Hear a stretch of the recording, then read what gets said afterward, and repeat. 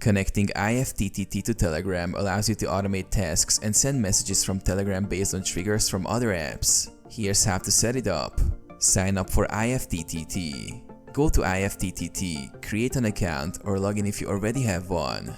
Connect Telegram to IFTTT. In the IFTTT dashboard, search for Telegram in the Explore section.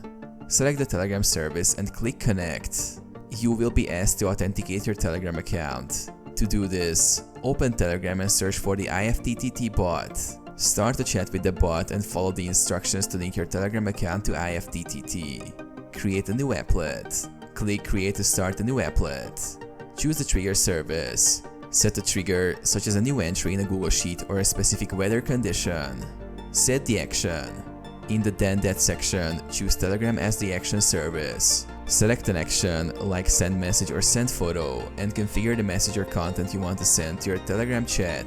Activate the applet. After reviewing, click Finish to activate your applet.